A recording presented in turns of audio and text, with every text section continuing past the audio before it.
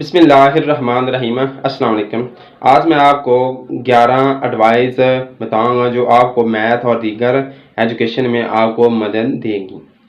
तो वो है उनसे सबसे पहला है अल्लाह पर यकीन और दूसरी मेहनत। यानी कि ये फर्स्ट एडवाइस है, अल्लाह पर यकीन, पहला अल्लाह पर यकीन और दूसरी मेहनत। अब दूसरी तरफ चलते हैं। वो दूसरी एडवाइस जो है वो है मैथ, जैसे कि मैथ मतलब है, जैसे कि मैथ या दूसरी चीज़ों में है, वो है बेसिक कॉन्सेप्ट या बेसिक लेवल समझें। जैसे कि अगर कोई बच्चा है, उसने एक्सरसाइज 1.1 का पहला सवाल उसने टीचर से किसी से सीख लिया है, अब वो उसको हल करना चाहता है, आगे उसके मज़ीद सवाल को हल करना चाहता है, लेकिन क्या है वो नए तरीके के कार के हैं या उसी के हैं लेकिन उसे हल नहीं हो रहे। तो क्या करें, उसके बेसिक कॉन्सेप्ट को शुरू में जाकर बुक के शुरू में उसके शुरू पेज में से उससे चैप्टर के शुरू में से समझने की कोशिश करें या उसकी एग्जाम्पलों को समझें। तो इस तरह अगर इंशाल्लाह उसको समझ आ जाएगी। तीसरा पॉइंट है नॉट इग्नोर स्मॉल पॉइंट्स, यानी जो छोटे छोटे पॉइंट्स होते हैं उनको इग्नोर नहीं करना चाहिए। चौथा है कॉन्सेप्ट समझने की कोशिश करें। जैसे कि स्क्रीन पर 3p बराबर 7 के दे दिया गया होगा, अब 3 क्या है दूसरे जाकर डिवाइड हो जाएगा, यानी p बराबर 7/3 हो जाएगा। अब ये अगर किसी बच्चे ने इसको रट्टा लगाया हुआ कि मिसाल के तौर पर यहाँ 3 है तो दूसरे होकर डिवाइड हो जाएगा 7 के साथ, तो अगर इसी की जगह अगर 10p बराबर 7 की हो तो तब क्या होगा। अगर जिस बच्चे ने इसमें रट्टा लगाया होगा तो उसमें 3 जो है वो यही समझेगा कि जो 3 है वो दूसरे इसमें जाकर डिवाइड होगा, तो 10 है इसका उसकी समझ नहीं आएगी। लेकिन मैथ का ये कॉन्सेप्ट है कि जब कोई दो रकमें आपस में ज़र्ब हो रही हों तो उसमें से एक रकम जब दूसरे से जाती है तो वो डिवाइड हो जाती है, यानी p अगर 10p बराबर अगर 7 ही होगा तो ये क्या होगा, p बराबर 7/10 हो जाएगा। पांचवा है लॉन्ग स्टेटमेंट वाले सवालात। अक्सर बच्चे क्या करते हैं, इनको याद कर लेते हैं और पेपरों में मतलब अच्छी तरीके से याद नहीं करते हैं और हल कर लेते हैं, लेकिन जब वो पेपर या टेस्ट में जाते हैं लेकिन उनको वो उसका जवाब देते वक्त मुश्किल होती है, मतलब उसको हल करते वक्त मुश्किल होती है।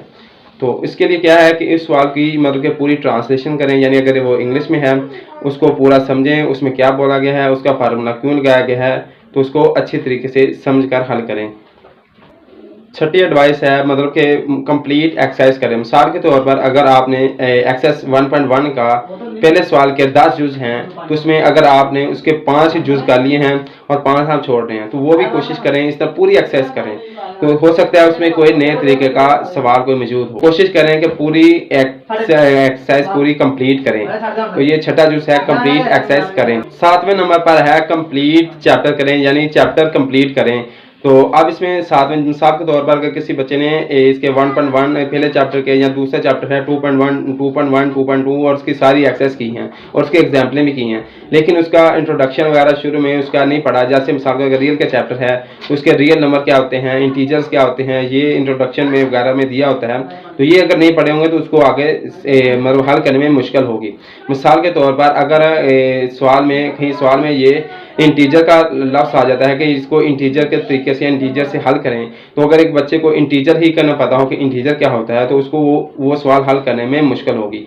तो लास्ट में नहीं कि आप मतलब कि एक्सरसाइज और एग्जाम्पल करने के बाद उसे पूरा पढ़ें या शुरू में मतलब कि एक्सरसाइज से मतलब कि चैप्टर शुरू करने से पहले या आखिर में वो एक बार रीड जरूर कर लें, चाहे याद ना करें लेकिन रीड जरूर कर लें। जैसे रियल नंबर क्या हैं, इंटीजर्स क्या हैं, रियल का अगर चैप्टर है उसके होल नंबर क्या होते हैं, इवन नंबर क्या होते हैं, ऑड नंबर क्या होते हैं, इस तरह की चीज़ें उसमें याद कर लें।